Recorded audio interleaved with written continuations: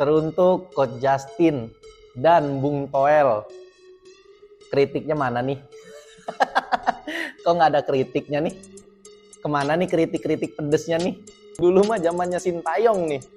Mau kalah, mau menang, apapun hasilnya Sintayong dikritik pedes banget. Sekarang nggak ada nih. Nggak ada kritik pedesnya, nggak ada nih. Kok bisa menghilang? Di saat negara ini butuh kritikan-kritikan tajam dari mulut-mulut kalian, kok kalian menghilang?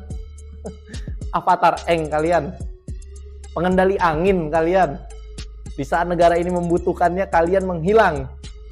Berasa avatar banget kayaknya. Yang satu ditanya nih, coach dari Belanda ini, gimana pendapatnya timnas kalah lawan Filipina? Nggak nonton bilangnya. Yang satunya lagi nih, Bung Handuk. Di saat Bapak Sumarji menyuruh kritik sepedes-pedesnya untuk timnas kita, beliau malah ngasih semangat. Semangat untuk Coach Indra Sapri, jangan dengerin netizen. Bacot. Coba nih, gimana menurut kalian teman-teman? Boleh komen di bawah, kita ketawain nggak sih yang begini-begini?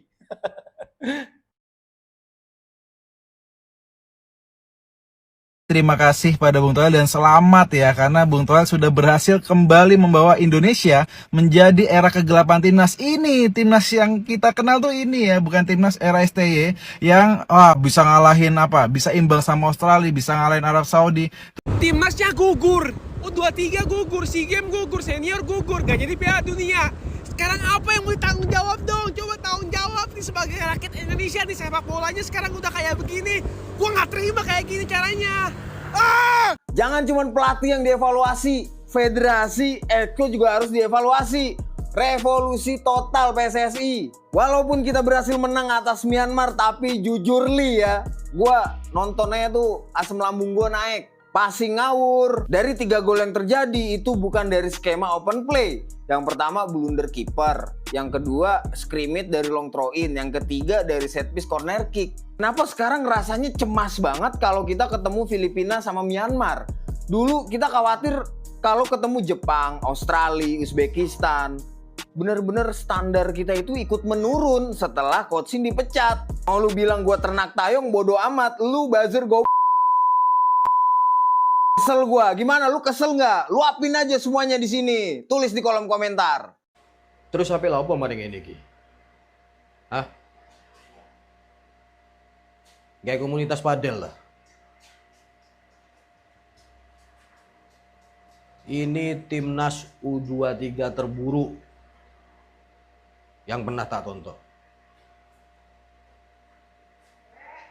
Buruk. Ya wis, Assalamualaikum.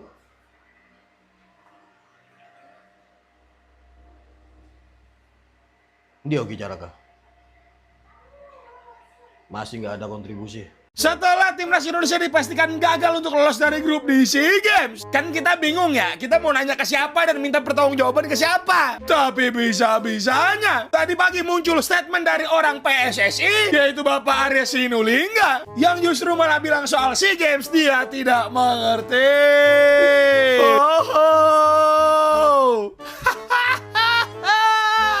Surat terbuka nih ya buat Bapak Arya Sinulinga dari El Pundit NPC. Mari kita bahas, boy. Ini statement muncul dari tadi pagi, pas 2 menit diposting, untung gue sempet screenshot.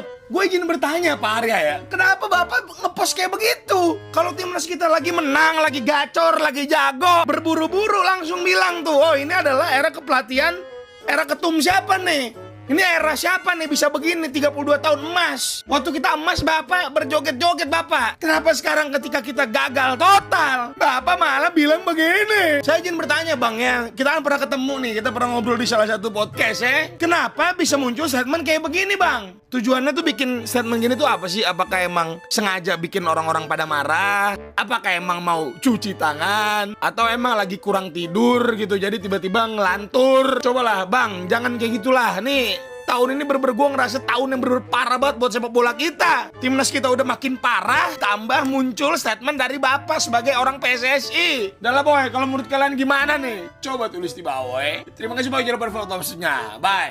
Apapun faktanya, sejak pemecatan Sintayong entah mengapa sepertinya kita hancur lebur ya, mulai dari gagal di kualifikasi Piala Dunia. Sebenarnya bukan hanya soal kegagalan ya, tapi bagaimana permainan kita menghadapi Saudi dan juga Irak, 0 poin.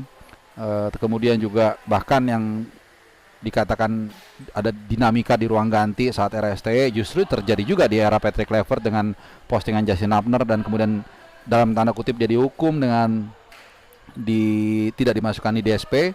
Lantas kemudian kita juga gagal di kualifikasi Piala Asia U23, kita juga gagal di Piala AFF U23. Di situ juga sudah kelihatan sebenarnya bibit-bibit dari tim nasional kelas usia kita yang tidak mumpuni, terutama dalam mencetak gol.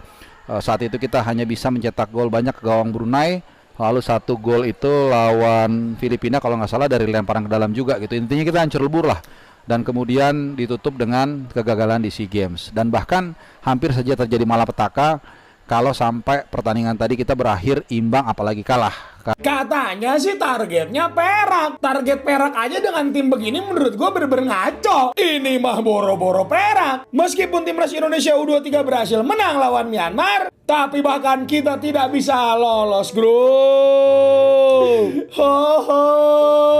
Piala Dunia gagal. Piala Asia U23 gagal. SEA Games gagal. Lu makan tuh karma pakai nasi, lu makan.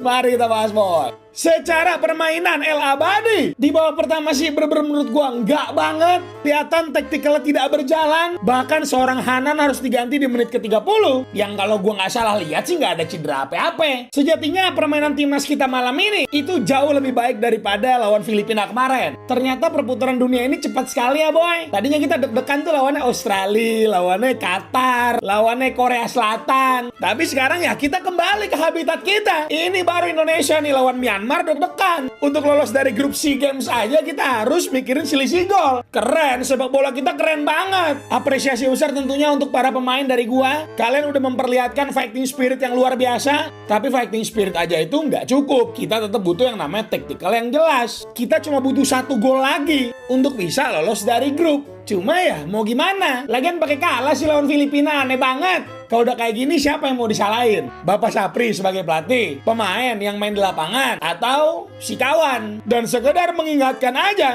terakhir kali timnas Indonesia gagal lolos dari fase grup di SEA Games adalah pada tahun 2009. Saya masih kelas 4 SD. Udah lah, boy, kalau menurut kalian gimana nih? Coba tulis di bawah ya. Terima kasih buat follow-nya. Bye. Kalau ternyata federasi ngambil keputusan balikin lagi STY, Nggak ada masalah, gue dukung. Tapi kalau dia parkir bis kalah-kalah dibantai, gue kritik. Itulah makanya yang gue bilang tadi, Fer, lu mau milih siapa? Iya. Kan pertanyaannya milih siapa? Balik lagi, Coach Justin udah bilang pelatih itu cocok-cocokan. Iya kan? Nah sekarang lu mau bikin apa? Dan siapa orangnya habis itu? Dan jangka panjang, bukan jangka pendek. Kalau lu bener-bener jangka panjang, masyarakat juga harus terima. Kalau sana jeblok-jeblok, ya lu terima aja. Karena ini jangka panjang. Tapi, gitu, itu yang agak susah. Tapi kalau Erick Thohir ngomong itu udah nggak relevan hari ini. Karena dia mencat di. Iya, karena udah double down kok. Iya. Udah sekali susah. lagi, gue itu pada saat STY dihantam habis-habisan sama teman kita sebelah. Gue dukung STY loh. Salah satu dasikan gue dukung STY, selalu gue dukung STY. Oke, lu tanya JJ tahu itu. Indra Safri juga gagal. Terus mau apa lagi? Mau salahin pelatih lagi? Mau salahin pelatih terus? Enggak, memang kualitasnya enggak sebagus sebelumnya. Sementara fans kita membanding-bandingkan terus. Ya enggak bisa lah. Sementara fans kita ekspektasi demikian tinggi ya? Iya. Wah, kita salah. Udah jauh di atas tim ASEAN yang lain. Iya. Padahal yang jauh di timnas ASEAN kan pemain diasporanya. Bukan pemain lokalnya.